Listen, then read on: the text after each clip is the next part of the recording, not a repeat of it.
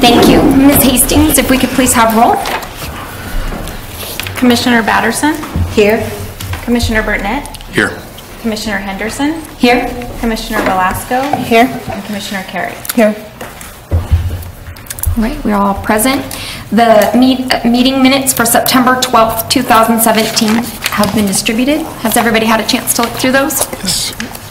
If there are no changes, then those are approved as distributed. I received no public comment slips from the audience. Did anybody need to turn one in? Nope. All right. And we have no presentations this evening. I don't have anything under item 5. Oh dear. I'm so sorry, and we just talked about that. In going with our theme for this year, reviewing our mission statement and stating what we believe our mission is in our own words, Commissioner Velasco, would you please share with us? Of course. Sorry about that. It's okay. I guess I'm the last one to share. So I did the generational thing and I Googled a lot, and this is the one that I like the most. It's from Seattle Parks and Recreation. It says, Seattle Parks and Recreation provides welcoming and safe opportunities to play, learn, contemplate, and build community, and promotes responsible stewardship of the land. We promote healthy people, a healthy environment, and strong communities. So I really liked it, especially the word contemplate. It's just something about being forward and empowering, and kind of in this time, like the possibilities that we can really think about from our youngest to our oldest kind of communities. So it's nice. Very nice. Thank you. And Ms. Hastings has been compiling this for us, so we'll have an opportunity to look at those and discuss where we'll be moving forward with that, either next month, depending on the agenda, or December, I believe. All right. We have nothing under item 5 for new business. Under item 6, old business, I believe Mr. Davis has an update for Buena Vista Park. Yes. I was informed today that the construction is supposed to start tomorrow. We're supposed to have 12 people there and all the heavy equipment to start grading. They've already staked it out, done the surveying. There you go. What the holdup has been to this point is they did not get the permit from the State Water Board for the grading and stormwater plan until Friday. And they were not allowed to move, they being the contractor was not allowed to move forward until that plan was complete. It's a couple days mobilized. So told they're ready to go tomorrow. They've been submitting what they call submittals on various pieces of equipment or items from weed netting to basketball hoops and those things, and irrigation pumps that we've been reviewing and getting back in a timely manner so that they're ready to go. And the contractor's already ordered a lot of the stuff in pipes. So I'm told tomorrow morning we'll be seeing some dirt being moved out there, and they're going to go real quick, they say. And it's about a 4 to 6 month project. 4 to 6, nice. Thank you. Moving on to item 6B, we have a presentation from Santa Maria Bonita School District Superintendent Luke Ontiveros. He's here with us this evening. Welcome. Thank you. I don't really have a presentation. It's nothing that fabulous. I do have some information. I want to thank Alex for inviting me today. After the last commission meeting, I saw this article in the paper that Rec and Parks hopes to foster partnerships with schools, and so I shared with Alex, and I believe I sent to each of the commissioners the listing of the groups that used our schools last year.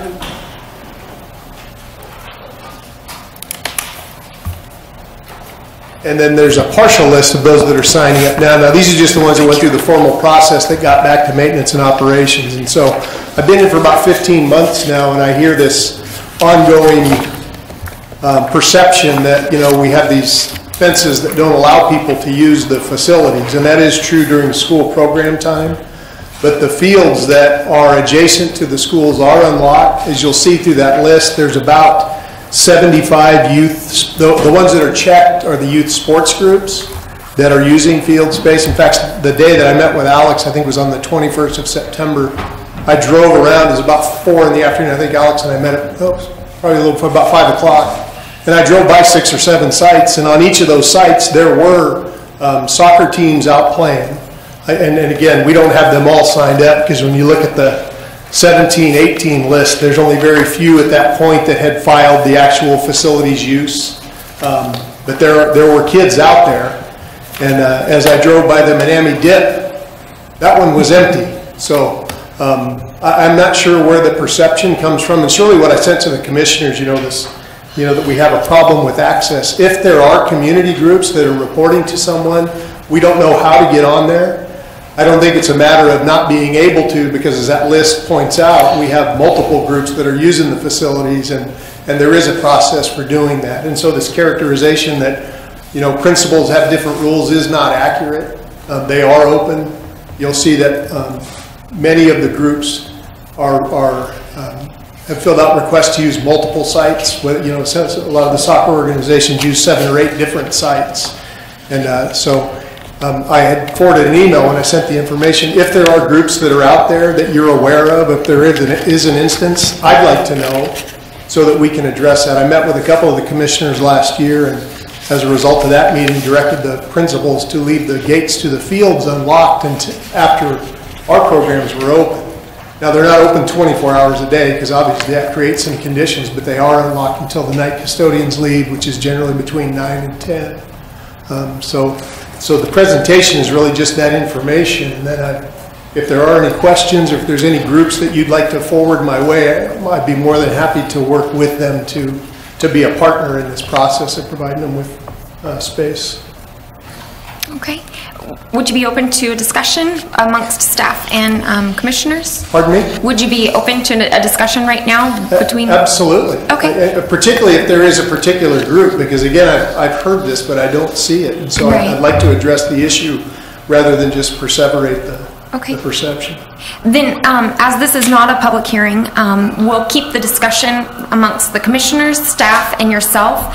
But I will open public comment again at the end of the informational report, so that if there is anybody here that would like to make public comment, following public comment procedures that we have outlined in the agenda, we'll allow that at the end. And would you like me to make that information available to the public? I only brought 10 copies, I think she said. I don't think that's necessary. Okay. No, I think that's fine. Commissioners, does anybody want to begin? You want me to start? Sure. Okay. Commissioner Velasco. Yeah, thank you again, Superintendent Ontiveros, for coming. I was one of the commissioners that met with you along with Commissioner Henderson last year. I think you were a few days into the new job, and then you got to tour some of our facilities with Jim, so that was great. And I kind of wanted to recollect a little bit of what we discussed at that meeting, because I think that's really a lot of where our kind of thought process comes from, maybe from some of the things that were said in the article. I think it's just we had expressed some ideas for access to the community, and I don't know that those were necessarily followed up, and maybe it was from our department, or maybe it was from the school district, but it's definitely things such as, making sure that campuses are open, because we are getting those concerns, either as individuals coming to us as individual commissioners. We've had several field committee meetings, and so groups have expressed that it's really difficult to get onto school campuses. And as a commission, we've undertaken this issue of creating more open space, field space for soccer, for football, for rugby, for all these great activities that are in our community.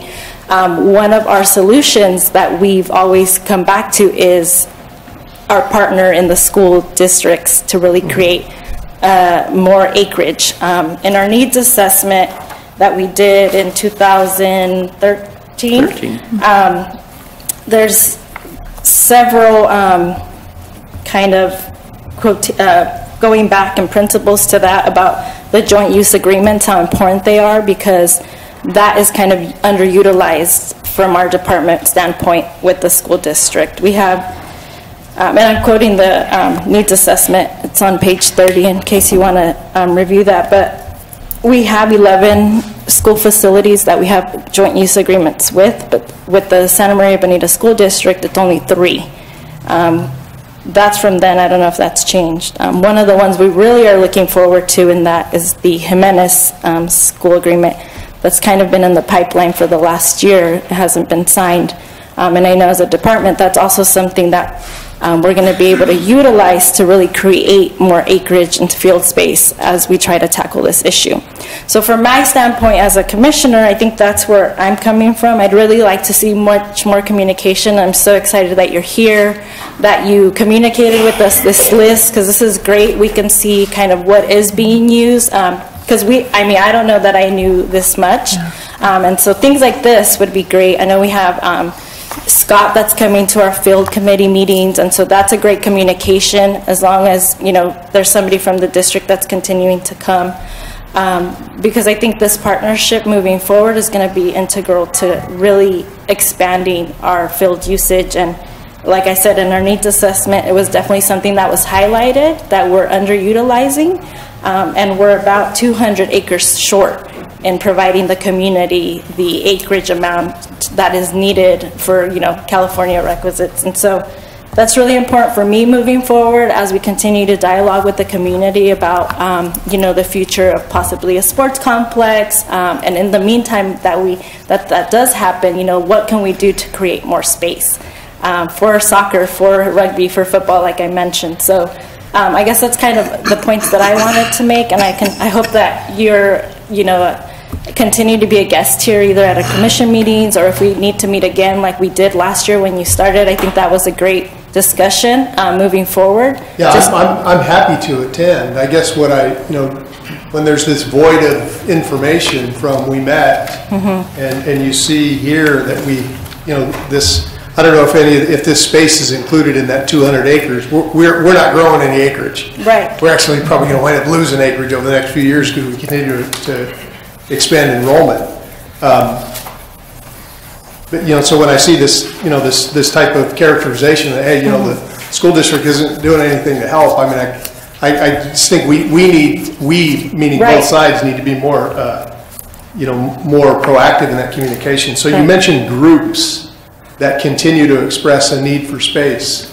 Who are some of those groups so that we can provide some outreach to them? So like I said, we have our field committee meetings that we've been having primarily with our soccer groups, because Is there a specific soccer group? Because I see several on here. I'm not familiar with all of them. So before I get into specific details like that, I think that's something more in a working meeting perhaps. But from right now, I think what we've heard a lot is it's really hard to actually get like a rental.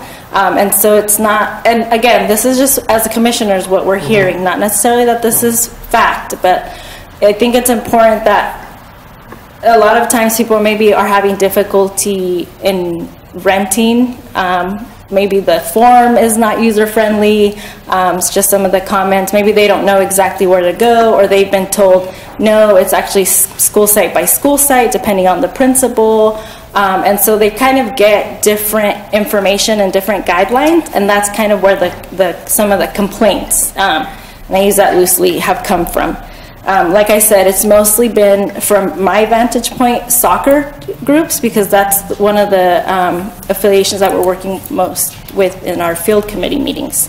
That I can tell you exactly what, you know, groups or things like that. I think I can probably go through your list and figure that out. Sure, thank you. The other thing has been personally just seeing, I know in the summer when we have our Safe and Strong programs at the parks adjacent to the schools, you know, our program runs from 11 to 2. When that program's over, then we have kids hopping the fence to get onto your school sites, to use the basketball courts or, you know, the playgrounds. And so that's kind of a safety issue for us, because we don't want them to be jumping the fence because our program's over. We want them to be able to access whatever amenities you have that our parks don't have, again, creating that partnership. And so I've seen that as well. So you understand the issue with that is, you know, that those fences separate access to other areas, like at Tunnel School, we had, over the summer, we had some air conditioning that was vandalized and some copper stolen, and so I mean there's a balance there. And we understand. That's why I was glad to hear Jim say there's going to be basketball courts. And we understand that. I mean, we're not we're victims to that as well. I mean, as you Sure. see at Armstrong Park, we had one of our play structures completely decimated by fire heard vandalism, right? Unfortunately, we're a public park system, so we can't put up fences in our parks, neither would we want to. But the other thing as well, like Tunnel School that you mentioned, that another thing was the Little League that was happening there, and how the field was on the side of the fence for the school, but the parents had to stay on the other side of the fence. And they weren't allowed on the field side during like a t-ball game, when probably kids aren't as disciplined as older kids are. And so if there was a child that maybe had been crying, they had to kind of either they weren't able to have clear access to the field. I believe that specific issue has been addressed. And that's great. Yeah. So things like that come to us, and then obviously that's something that we've directed to your staff, and so that's great communication. But so those are just some of the examples I have. Of course, if anybody else has anything, but that's kind of my 2 cents about where we're coming from. If you wouldn't mind, as you go through the soccer list, because I'm not familiar with the soccer groups here. Fortunately, well, I shouldn't say if they're soccer groups. Fortunately, my kids all went through soccer. And, but if you, as you go through, if you see other soccer groups that aren't represented here, I appreciate knowing. Of course. Thank you. So. Mr. Posada or Ms. Batterson? I have one. I just started going to these meetings, and the first one I went to, Scott was there, and he was very, very, very helpful with the information he was giving us. But he wasn't at the last one, and so I wanted to know if he was going to continue coming, or if there could be a representative come from To these particular meetings or the field not use these, meetings? I'm not aware, but I will check with him. Oh, okay. Thank you. Commissioner Henderson, so one of the things that we could do is maybe Jim can provide Mr. Ontiveros with the list of the groups that have come to the field meetings in the past, so he has some idea who those people are and what groups they're representing. And I would say feel free to distribute this list to them, because most of those groups know each other also. Right. And like I say, I don't think it's the difficulty, it's the knowledge of. That folks don't. And the principals do take responsibility, because that is their site. And sometimes we have weekend things going on at a school site that the maintenance and operations wouldn't be aware of. And so the principals maintain those local calendars. So if you feel free to share this information with others, because this is just a listing of what we share, and maybe that spawns some education to others about how to access field space. I think that might be one of the greatest challenges is getting that knowledge of how does a group access fields. And it seems to be the current practice that if a group or an organization wants to use a field, they need to go to a specific site, find the principal, get some time with them, and schedule that. And so we're talking about one team for practice. There's many teams out there, and so I think that the process is complex and not very transparent, and I think that that's been what the community has expressed to us as the challenge that they face. How do we get access? You drive down and you see that there are these fields that are open. How do I get there?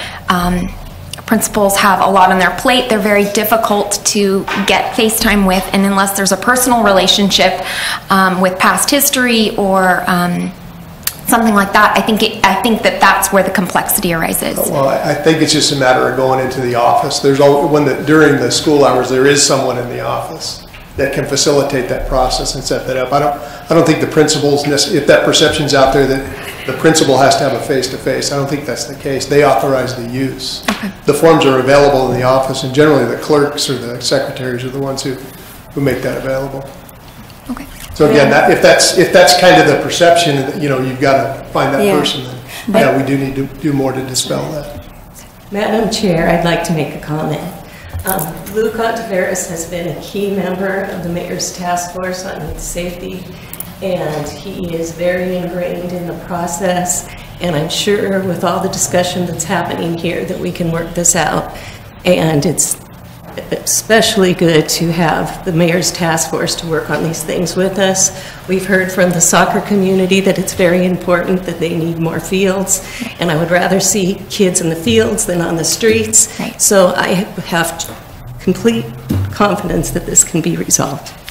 Well, and again, I don't know, I mean, when you look at the numbers of people that are accessing fields, I don't think there's really that much of a problem, other than what Laura mentioned. It's really the information, the how-to, because we got, obviously, lots of folks that are gaining access, so. Right.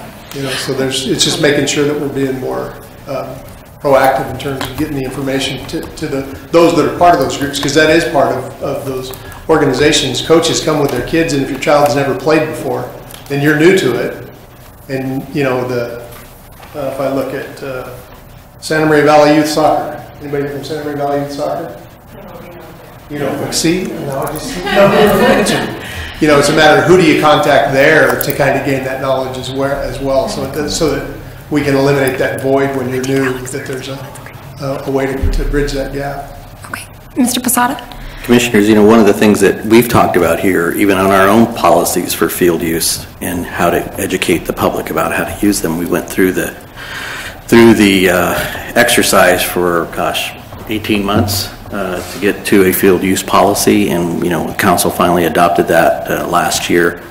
And Jim plans to go over that a little bit with you, or Ryan will talk a little bit about that, you know, later on. But one of the things that this represents are those groups that are the groups. And I think one of the commissioners just mentioned that, you know, sometimes it's just the team, a team trying to get into a field to use it. And maybe they don't understand that it's, you know, ACES is on campus until 6 o'clock. So therefore, that's why that gate's locked. And I think that would be helpful. I don't know, like at Hancock, we have an agreement with Hancock for the access to the track. And they publicize in their program when the track is available to the public.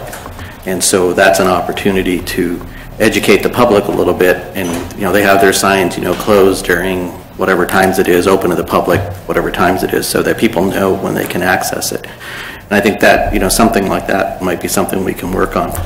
We've also talked about the opportunity to discuss about maybe the city working with the district to provide additional fencing somewhere along the sites. Something to mirror where there would be a little bit more comfort, you know, allowing the public to use, you know, the field space, you know, because the school will still be protected from the issues. And certainly, you know, I happen to hear in the mornings, I won't say every morning, but almost every morning on my way into work, where the PD is sending somebody to take a report about vandalism at a school site, you know, over the weekend or the night before. So certainly we understand the need for, you know, added security around the site. So I think that's one of the things, again, I think that we could continue to work on. I think the field use committee, one of the other things that came up, and Luke and I didn't talk about this, but that was the fact that the high school district and the college, you know, pretty much have their set procedures, and, you know, their campuses are fenced and they're closed, and you can only get access at certain times. And, you know, the groups, you know, have to go in and rent the field, and the costs sometimes are, you know, exorbitant or high. You know, those are other issues that we want to open discussions with those agencies with in the future.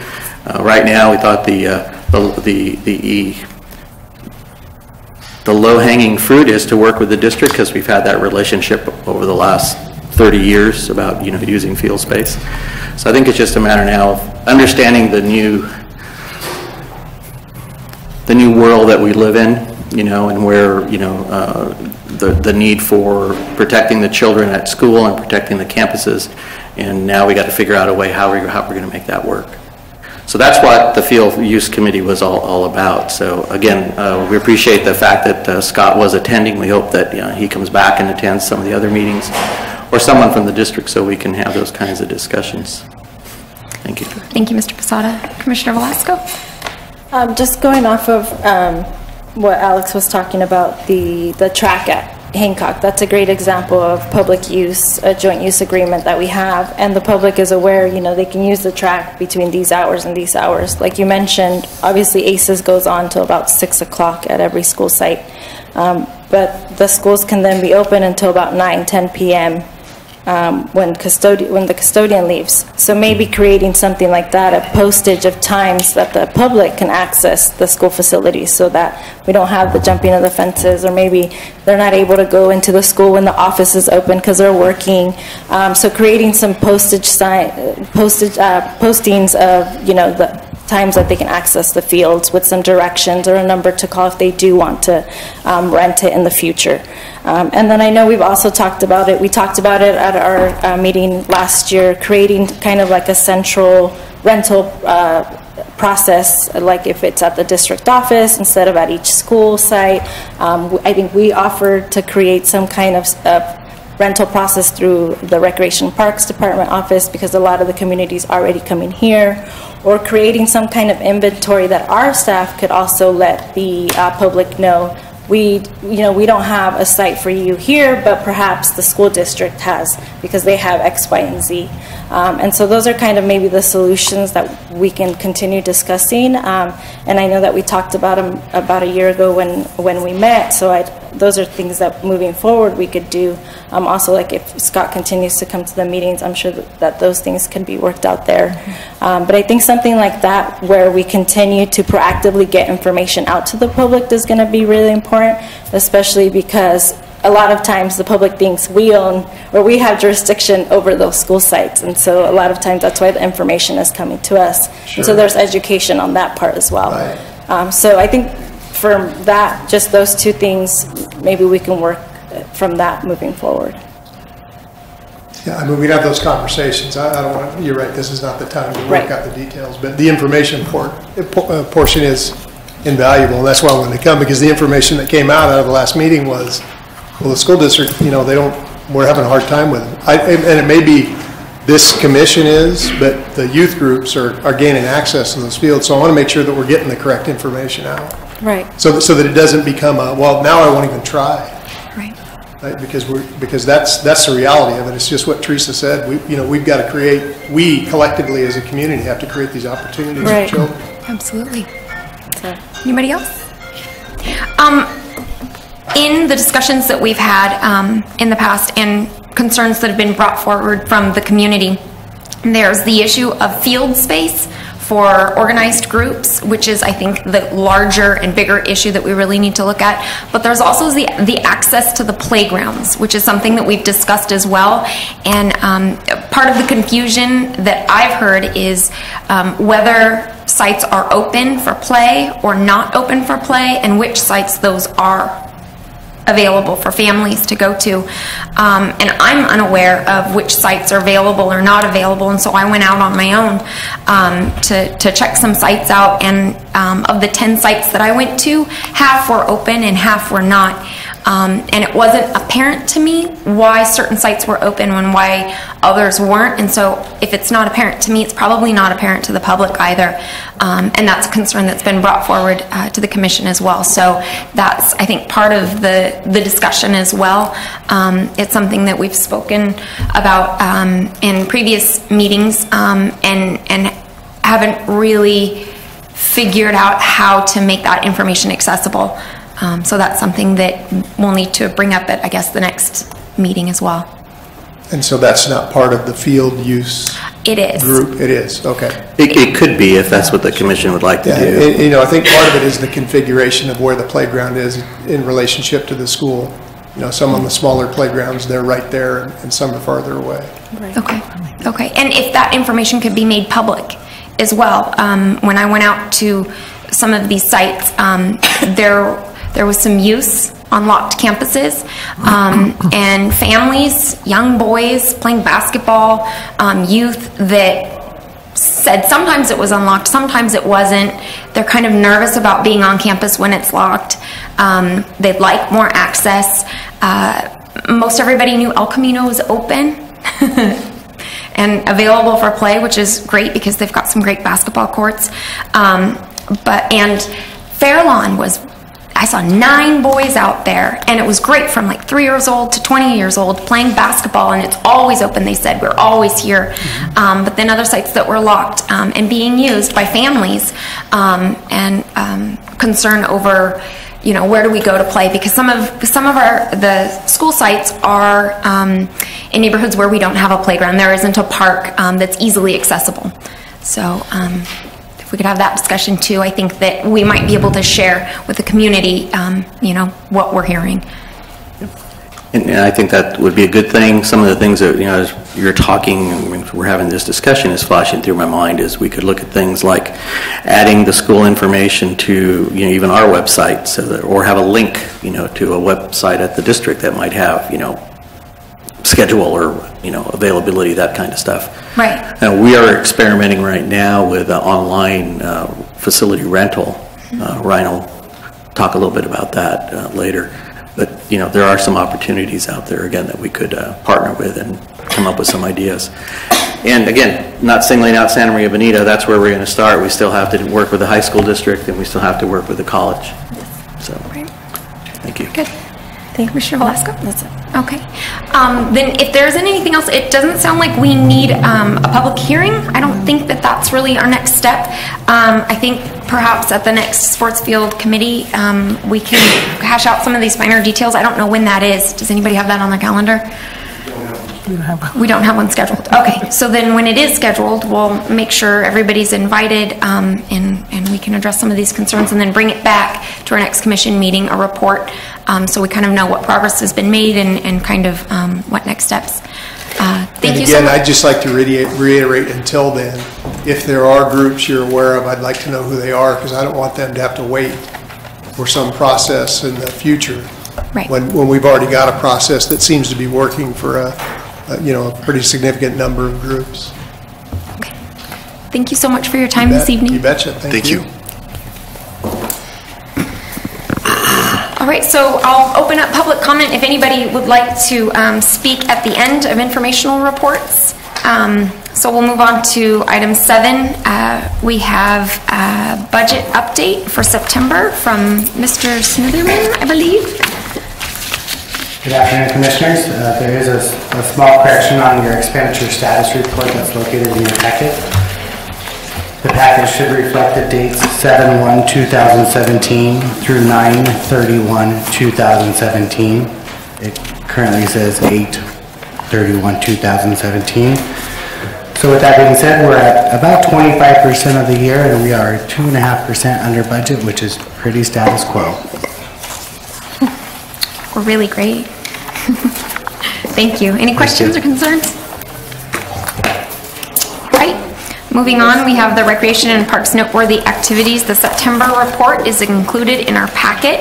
Lots of great things going on. Anything you'd like to add, Mr. Posada, or any questions from the Commission? Right. Moving right along. We have a director's report. First, the Aquatics Program report from Mr. Heath. Before Ryan gets going, Commissioners, I did want to apologize to you because I will be leaving your meeting a little early. Teresa's going to take over. I'm going to be headed over to the city of Lompoc to do a presentation with their commission on their interest in trying to create a Friends organization to support them. So I'll be over there spending some time in Lompoc. All right. Mr. Ryan. Thank you. Thank you. Here we go. Thank you. I am here to talk about our aquatic summer program, and I'm actually going to have Diana Borjas. She oversees the pool on a day-to-day basis as far as our staffing, programs, things of that nature. So she's going to run through the slides, show with you, and I'll be here for questions and comments and historical things of that nature. So Diana, if you want to take over.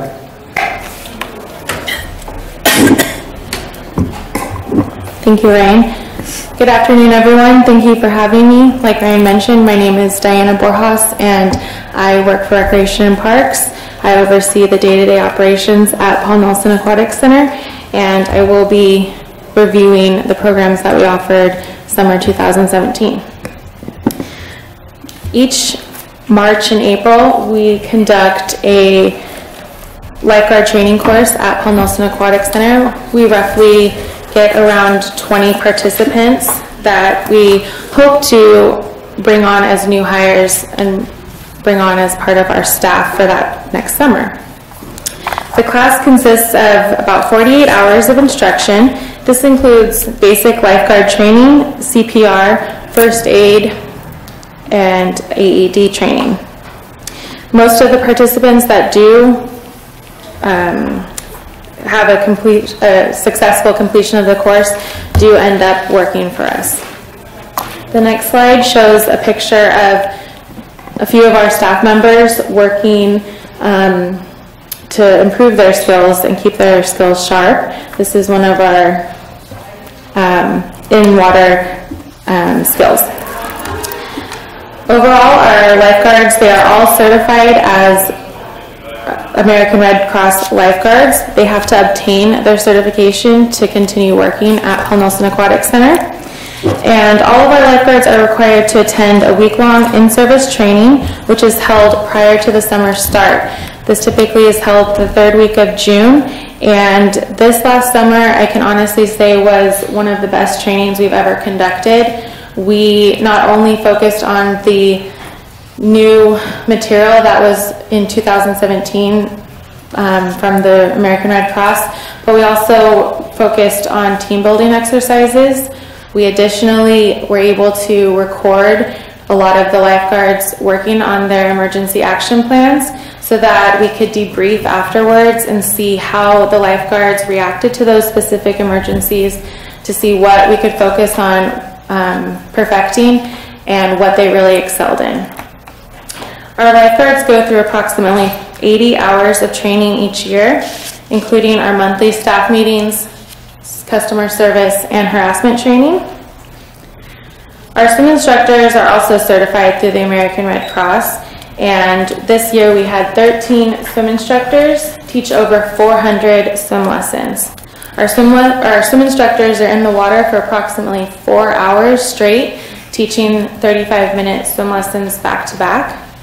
And that can change depending on the needs. So if we need to have a swim instructor teach 6 hours, they might be, moved to a different location, maybe in the afternoon, morning, or evening. And within our swim lessons, we offer anywhere from age 6 months old to adult, as well as adaptive aquatics, which is a smaller ratio so that we can really focus on the needs of those students, and so that's a lower ratio of 4-to-1. This slide that's up in front of you is our staff from this past summer, 2017. This is our aquatic staff. The next few slides show our community enjoying Paul Nelson Aquatic Center. This is in our recreation pool, and another picture of our recreation pool during our rec hours from 12:30 to 3:30, 7 days a week. This slide shows a few images that were taken by the news here in our area for our world's largest swim meet, which we hosted in June, which I'll touch on in a minute. At Paul Nelson Aquatic Center and Pioneer Valley High School, we offer swim lessons from June 19th to August 24th. We had over 1,500 hours of swim instruction, and we had over 1,500 participants during this time period. Our recreation swim, we had more than 15,000 participants who visited the aquatic centers within that same time frame from June 19th to August 24th. Like I mentioned earlier, we offered our first time we hosted the world's largest swim lesson. This was very exciting for us, and we hope to continue in years to come. We had more than 70 participants attend this free 30-minute swim lesson, which is geared towards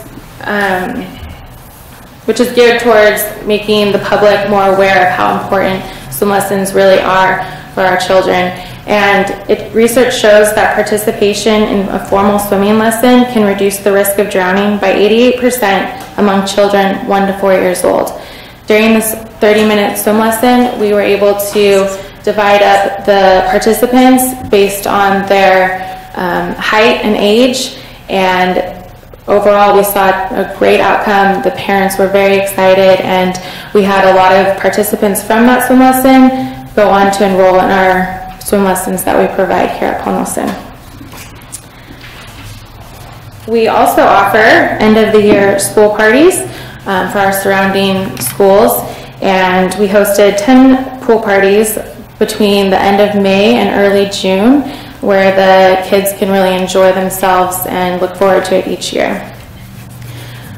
One class that we offer is our junior lifeguard class. This is offered once in June and once in July. We were maxed out both times, and we were able to show and express interest to the children, or the youth in our community, what it takes to be a lifeguard, so that when they do turn 15 and they are eligible to obtain that certification, they can come to Paul Nelson, obtain that certification, and hopefully have their first job and work for us. Finally, we have lap swim. We had approximately 12,000 participants this past year, and during the summer, the average would be about 1,000 per month. So that is our summer overall. Does anybody have any questions? No. Looks fantastic. Thank you. Thank you very much. Very much. My children both were in the swim classes and they loved it. Your instructors are amazing. They are so patient. They're really phenomenal. It was great to see. So thank you for all that you do for our community. Thank you. That's great feedback. My daughter loved Miss Stephanie. She's very popular amongst our instructors. She has years experience, so thank you. Very good. Thank you. Then we have automated registration systems report, Mr. Velasco and Mr. Heath. Yes, sir. Thank you. Can you hear me? Yes. Okay. All right, sorry about that. So the active network, we began that December 5th of 2016. So we've been running that system for just shy of a year now. What we did was we took a look and compared that to the numbers we had in class during the same time period. And the first slide I'm going to show you guys will demonstrate those numbers. So as of a result of class, this goes 12/5/2015 through 9/30 of 2016. Overall program registrations in class was 5,184. And at that time with class, we did not allow for any online program registration. So therefore, we have no numbers to represent in that area. With active in that same time frame, 12/5/2016 through 9/30/2017. Overall program registrations processed through the main office has been 5,026, so just a slight under what we had year. In-person registrations, we've had 3,624, and online, we began that December 5th as well. We've had 1,402. So we've seen a reduction in people coming into the main office assignment classes through the online system. We only really began in the last probably 3 or 4 months to promote the fact we're doing online. We wanted to do more of a soft opening to work out the bugs and make sure we had a good handle on it, and we weren't getting complaints and questions and concerns and things of that nature. So it has helped quite a bit as far as staff goes, and we haven't had any major issues that we've had to clean up. The system has worked pretty well overall. The next one is just a bar graph demonstrating the same numbers we discussed. And this slide here, this is the website that the customer would go to access a class, a facility rental, if they want to sign up for a membership, things of that nature. So if you would like to, feel free to jot that down. That's our homepage on the Active Networks city site. We also have a link on the City of Santa Maria webpage that will take you there as well, and that will get you to where you can do facility reservations and also sign up for classes. So the next several slides go over the process that a customer would go through to sign up for a program or also book a facility. I'll show you that as well. So this is our homepage. This is what it looks like. There's a link for register for activities, facility reservations, and purchase a membership. Those memberships are the pool pass, Los Flores, and we also have a fitness pass for the youth center. So So this would be where a customer would go to and access any of those areas. The first thing they would need to do is sign in or create an account. So that's the first step in the process. The next slide is your activity search. So here is where you can type in swim lessons, adult softball, beginning ballet, karate, things of that nature. This is where you would narrow down your search.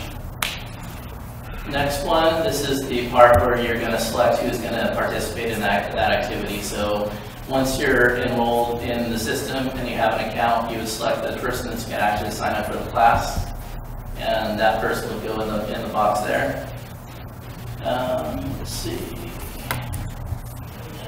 Then upon doing that, it's going to ask you to sign off on a waiver. So this is our general waiver. It extends a little bit longer than that, but it basically goes over our refund policy and liability, things of that nature. At this point, this is going to go over the fees associated with the class or activity, and this is where you're going to proceed to the shopping cart and click the green box at the bottom there. And then this is where you're going to make sure, you're going to review all the items, make sure everything looks good, make sure you have the correct person in there that's signing up for the class. You can also apply, right now we don't have gift cards, but let's say we go with gift certificates and things like that. You can apply that in the box there. Then you click the proceed to checkout button. The final one will be reviewing the general waiver that was up there earlier. You're going to initial in the box at the bottom of the left right there, and then you're going to hit the checkbox on the right side there and click the next button, which will take you to the payment page option. So here, billing information is going to ask you who the person is going to be billed. You have an option of selecting yourself or having a new person to be billed for. Then it's going to ask for all your credit card information, as that's the only way that payment will be accepted. We don't allow people to sign up for the class and come in and pay at another date or pay through the mail or things of that nature. So you're going to enter all your credit card information. The good thing with this is there's a little box down at the bottom where it says saving credit card security, where you can click that, and next time you go to sign up for another class, it's in there, and you just select that, click it, and it makes it that much easier to sign up for your classes or activities and things of that nature. Last one, or one of the last ones, is the page that shows where you can view or print your receipt. It typically will email it to you if you have an email address entered in there, but you can also view it, print it, send it off to a friend, send it to whoever you may have signed up for the class. And then this is an example of what the online receipt looks like. It's over 3 pages, but it basically goes over all the particulars: who is in the class, the actual class that you're signed up for. Then on the next page, it goes over the payment summary, who it was billed to, the amount it was billed. It goes over the city of Santa Maria has no refund policy, so people are aware of that. There's a location there where it talks about who to contact if there's an emergency and you're out of facility and you can't get a hold of anybody, the police extension at 2278. And then down at the bottom, it goes over the waiver that you signed and agreed to electronically. And then here's the very last page, which goes over a refund policy again as well. So overall, I think the active system has done pretty well for our department. We just recently, and I think Gabriel's going to touch on a little bit, we just recently in the last week, beginning of this week, we made a few facilities available online to reserve that way. And we haven't got too many of those yet, but that's going to be a work in progress. Again, we're rolling it out slowly so we can kind of see what the impacts will be, what we have to go through, any changes we might have to make and things of that nature.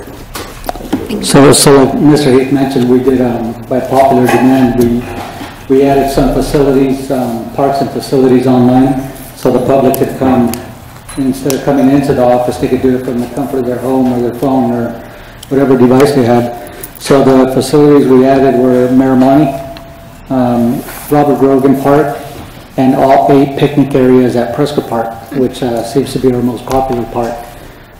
To date, we've had a handful of online registrations for the facilities, not as many as we had for activities, but we're hoping the more we promote it and the more we get it in the rec guide and educate the public, that we'll see an increase in people actually going online and booking the facilities online instead of coming into the office which we're hoping creates more office time for our clerical staff to do more of the traditional clerical work that they were meant to do. Again, when the new rec guide comes out, we'll advertise it a little more that these facilities and parks are available online. And it seems like our society is moving more to more technology. You know, the younger generation is on their phone, laptop, iPad. So we're hoping that more and more people will start utilizing that and free up a little more office time for our clerical staff. Thank you. Any questions from commissioners? I have a question. It looks like this was a soft opening for the programs at least, and we're adding facilities and parks and things like that to increase the number of online registrations and reduce the number of people that are walking in to do that. What other ways are we looking at promoting this new system? We've tossed around a couple ideas. One of the more popular ones is setting up kiosks in our facilities. You know, depending on the budget and funds. At a lot of our facilities, there's traffic coming in and out all the time.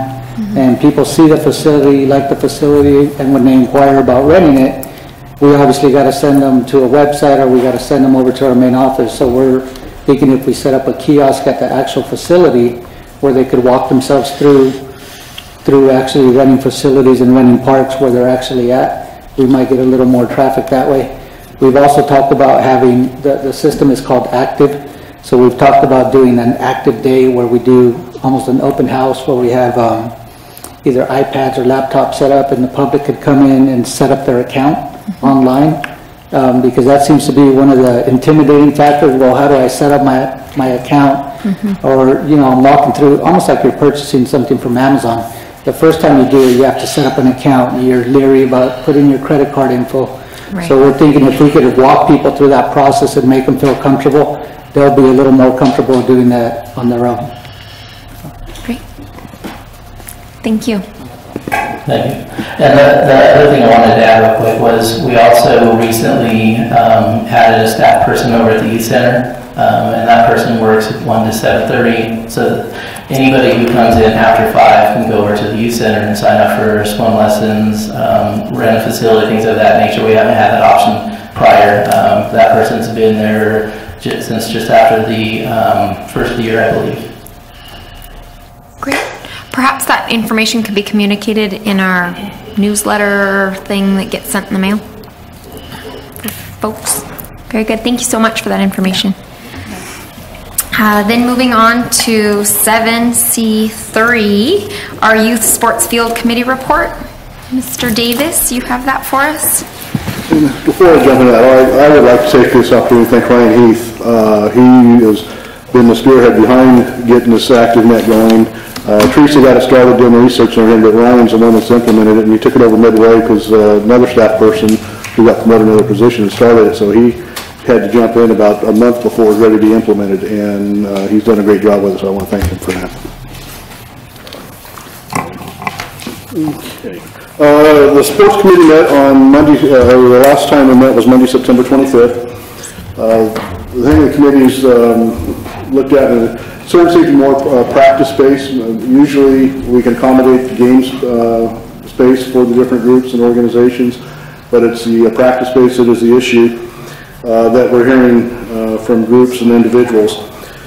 So one of the things that some of the suggestions that we've made is that we've got 5 suggestions. One is expand the policy of allowing portable lights on the fields. Right now we have a policy of portable lights are only allowed at 2 locations, and that's from daylight savings time through daylight savings. And we can take, and we've, for instance, some of the other locations that we have not allowed them, for instance, Adam Basin. Part of the reason we've done that, and the majority of it is trying to save some wear and tear on that field, because that is our most used facility between games and practices during the week. Things, but trying to open that up a little bit. Maybe at Seamus Park, we've got the Little League field, but also on the southeast corner of the park, there's what's been a softball field. It is also used by Southside Little League for their minor league games. and T-ball, but looking at maybe turfing that in as a possibility so that there's additional space for sports that use turf, and instead of having to run, transition between dirt and those type of things. But and also the T-ball program stuff can play on grass, and we can do little cutouts and make that accommodate for ball sports, softball, baseball, those type of things. Also, one thing is Elks Field. Currently, the policy is for baseball use only, and we can consider taking a look at that and opening up for either games and/or practices, and making it available, say, this time of year when there isn't a lot of baseball going on. Obviously, between February and say 1st of September, it's pretty well used with baseball, but this time of year there's not as much use. Another thought was a few years ago, the County of Santa Barbara had a field policy, or not field policy, a conceptual plan of putting some soccer fields and baseball fields over at Waller Park around the YMCA, that portion of the park, and maybe exploring that with them and seeing where they are with that, and maybe somehow getting that active again. And then the fifth option would be, working with, like Alex mentioned earlier, in the school district, providing some fencing between the buildings and the play fields, so that when there are aces in a session, those type of things, that there can still be access to the fields. 1, 2, and 3 we can do right now. Options 4 and 5 would take, definitely, it's not something we can do right now, but it would be something we'd have to be working with the other agencies and explore. Like a little direction on that. Also, I provided a copy, as I believe 3 of our 5 commissioners are new since this a field use policy is adopted, and it's one of those that we've taken a hard look at, and it's been approved by the commission and then by council. And one of the things that, as we've talked before, and the committee's talked about, and we've talked about the commission, is a lot of the sports now are becoming year-round. There's travel baseball, travel soccer, travel, you name it. It's not where, back when I played, you had baseball season from March to July, and then you had soccer or football from August to December, and basketball was November to March.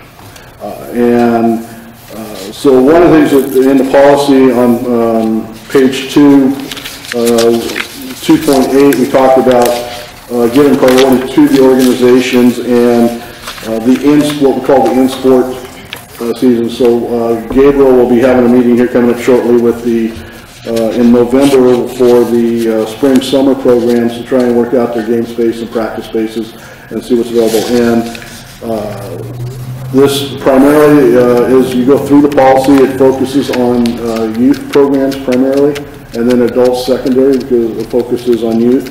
It also gives a priority on department programs, and the second priority would be joint programs or Santa Maria Benita School District, Santa Maria High School, Allen Hancock College, St. Joseph, those type of programs. And then groups that have 55%, third would be groups that have 55% of the participants in the team or in the league as city residents. So this is the things that the guidelines that we're using to allocate fields and try and meet the needs that are out there and go to the fees. So what looking for now is, like I say, the committee's kind of is focused on youth. This last time around, we were also hearing we have not focused on space for adults, so looking for a little direction from the commission on these recommendations, these ideas, any ideas you may have, and then maybe some direction on how you would like for the committee to proceed in our next meetings. Great.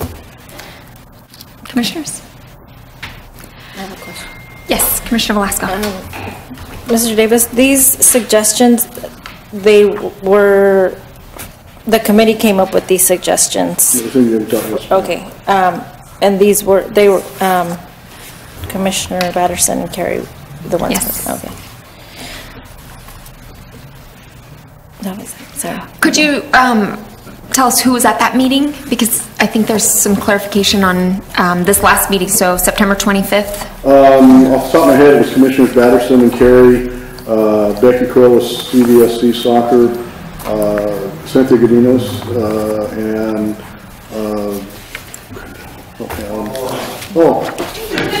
and Bob Yeah. Okay. Okay. Very good. I personally feel like this committee is still very valid, that there's a lot that still needs to be addressed. I think these suggestions are fantastic. They're all big suggestions. Like you said, they're no small task to tackle any one of these. But I think that the scope of the committee should be broad. We should be addressing play space, organized space for youth, and organized space for adults, because those are all huge needs. And as the mayor's task force on youth safety, the number one outcome is supposed to be to increase the sense of place in our community and neighborhoods as a safe place to live, work, and play. Access to fields and play space is crucial, and we're big players in that. So I think these meetings need to continue. I think they need to be more inclusive. I think more people need to participate and give their 2 cents, their ideas, their outside of the box suggestions on how do we tackle this, because just as Mr. Ontiveros said, we're not growing space, we're not getting more land, but we need to figure out how to make better use of the space we do have, and more accessibility. So it would be my hope to have these meetings continue and open them up a little bit more. Commissioner Carey? And probably if we open them to the public, we can do them in the early evening or in the evening so people can attend. That would be the logical choice. Okay. So you need us to move forward on item we 1, can, 2, 3. if you want, we can bring something back in November, but we're kind of looking for, we're interested in 1 and 2, but we're not interested in 3, or we're interested as a commission in all, items 1, 2, and 3, or just kind of give an idea of how you would work. Honestly, one something that we've had suggestions on, I think if it's feasible, and that would be good. 2, also cost, whatever that would be. 3, I guess just that, because it's been traditionally a baseball stadium, the wear and tear on that, kind of. But, I think it'd be good to move on 1, 2, and 3. Obviously, 4 and 5 is going to be more of a process, but definitely moving forward with 1, 2, and 3, cautiously with 3. I have a question. Where's Elks Field? Is it at the new Elks complex? No. It's right behind the pool. You have Seamus Park. That's called Elks Field. Elks Field and Seamus Basin. Thank you. Mr. Orek? I'm sorry, I was a little late for Luke Ontiveros' presentation. Bob Orek, citizen of Santa Maria. One thing that they were talking about was, and I didn't hear his whole presentation, but it seems like they're very open to working with groups to use their fields. And that's nice, and they've got a process. But I don't know about people knowing the process, and I think it would be ideal to include on our website, as I think was suggested, but also on the recreation guide, if they will permit us to put down the process and the numbers and those kinds of things. When people are looking through our guide for fields and what we do, it would be very common, because we use a lot of the common areas, and to let the public know we're not locked up, because they're saying that we dissed them with Logan's article.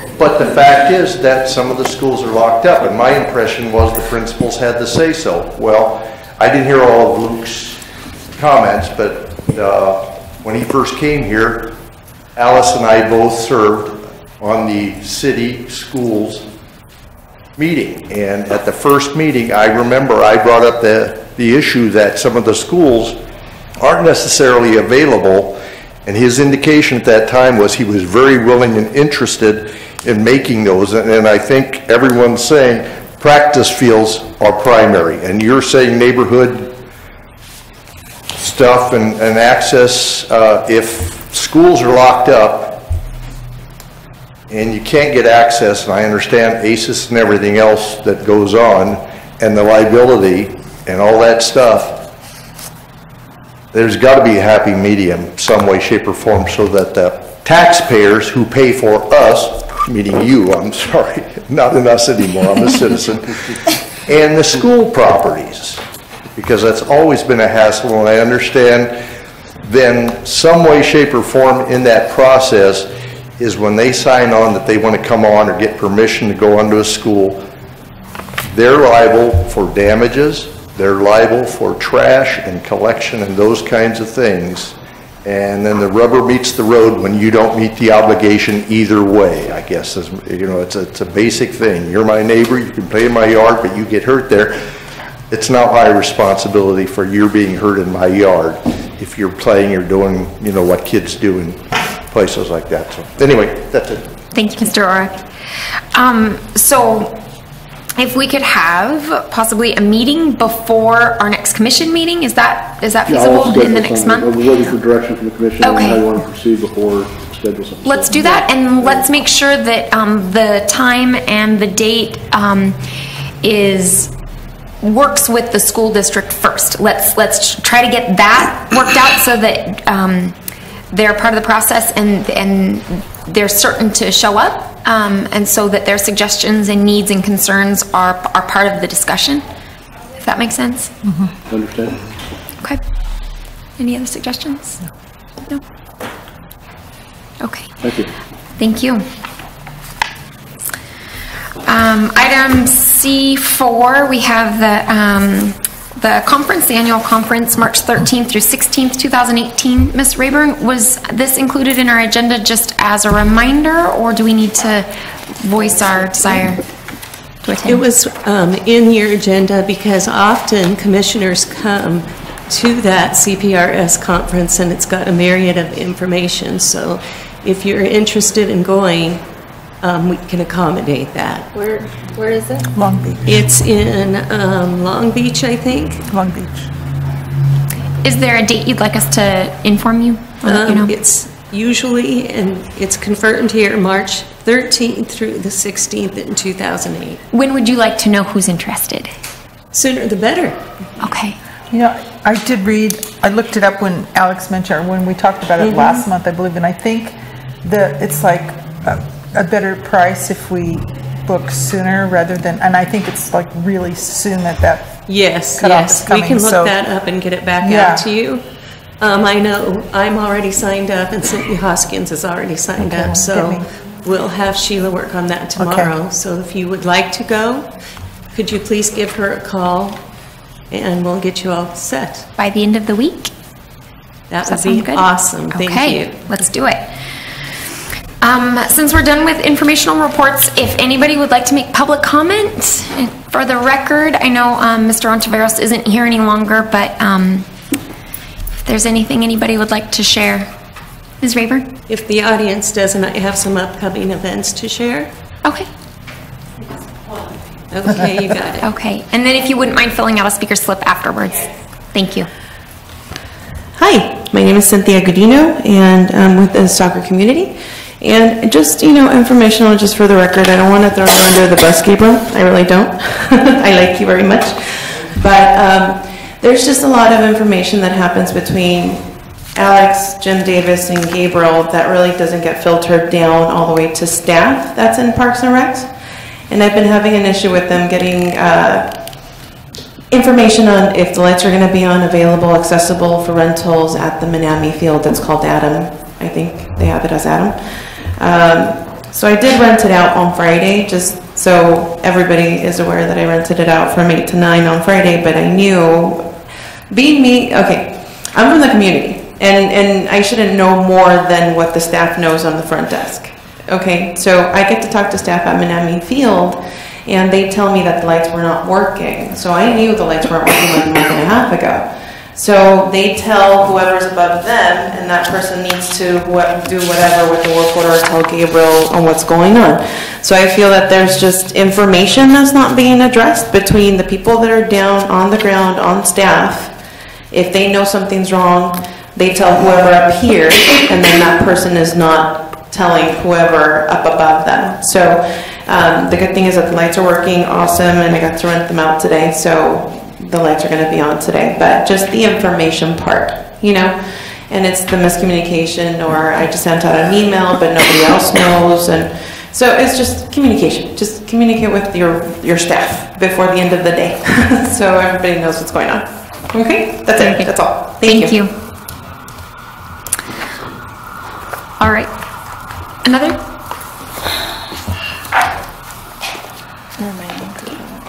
Yeah. Don't forget to top us up. Rick Velasco, of this community citizen. I was going to say thank you to the new citizen back there, but he's gone. So thank you to the commissioners, and thank you to Jim and the staff. I've been involved with soccer for many, many years, and to me right now, you know, we are at the point of re-energizing, restructuring the whole arena of the culture that we actually are, you know, providing services to the community.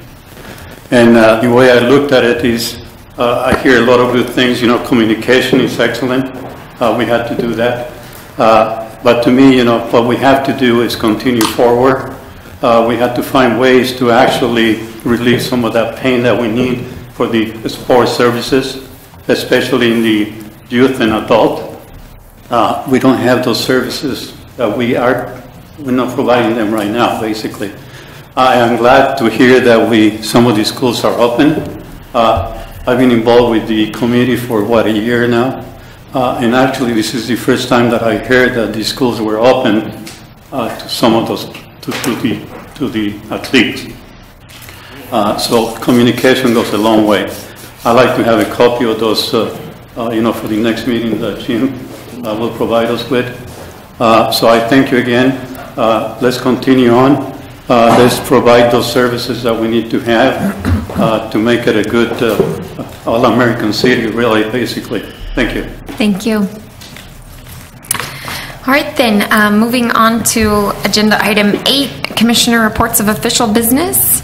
Do we have any business to report? Commissioner Velasco? As your representative on the Downtown Revitalization Committee, we met in September, and we Skyped with Sarah Consultants, and they're based out of Oregon, I believe.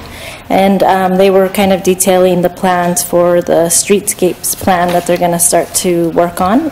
They've already come to visit Santa Maria, and they say we have great bones to work with, and that we have a great staff to move forward with. And they asked the 3 representatives for the committee kind of what we envisioned for our downtown, what we saw as priorities, and those are all things that they also identified.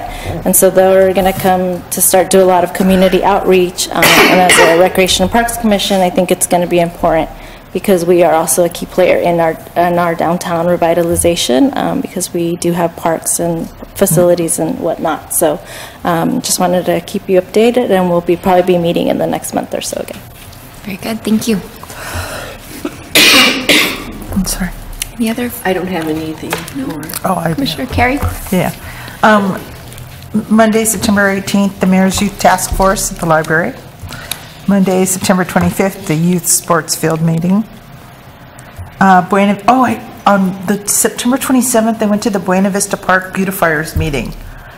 What a great group. It was in this beautiful little Girl Scout cabin. Jim Davis was the speaker, so we had a good speaker. But they have, it's a huge group, and they're all there with the focus on keeping the park for the kids, or for the users. It was a really positive experience, and I'm actually going to go every month, or whenever they have them. Apparently the next one's not till January. They also serve lunch, but just as a side. And then Thursday, October 3rd, was the City Council meeting where it was the Arts Committee vote, and we know how that turned out. Monday, last night, another Mayor's Youth Task Force. It was a community meeting No, that was it. Good. Commissioner Burnett? I also attended the most recent city council meeting, and I had a most excellent barbecue behind the Paul Nelson Aquatic Center, Abel Maldonado Center for the city employees barbecue. It was my second. I enjoyed it. Very nice. On September 16th, I attended the Foursquare Church Playground dedication. That was a fantastic event. It was very well attended. It was kids and families. They had mechanical bull ride, music, food. It was wonderful. And the playground is spectacular. I encourage everybody to take a ride down that slide. If you want to know how old you are. Chase your kids down that. But it was a very community-oriented function, and I got to tour their facility with the pastor, and as I was looking at a lot of the renovations that they did, they wanted to reemphasize that they are open for the community. They want to partner with us. They want the community to know that their space is available. They really want to be used and utilized, and they have a great space. So I've already shared with some organizations that I work with that they've got just a really nice facility. It's a great part of town to have that access. The playground's great, and keep that in the back of your mind that they're great to work with. So that was a lot of fun. That's it for me. Any community interest items on the horizon for anybody that they'd like to share? Can I share our upcoming events with you? Yes, please. Thank you. Thank you very much. Summer's over, but we don't stop when summer's over. So we have our last movie in the park that's coming up, and it's a scary movie, Hotel Transylvania. That's at Seamus Park, and they all usually start at dusk. So that'll be the last one of the season. And Saturday, Special Olympics County Divisional Games is coming up at Hagerman Sports Complex. If you have never been to any of these games, I would suggest you go.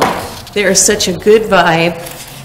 The athletes are so excited. Everybody pitches in. It's a great event. So if you could make it, that would be very good. And the commissioners could pass out the winning medals also.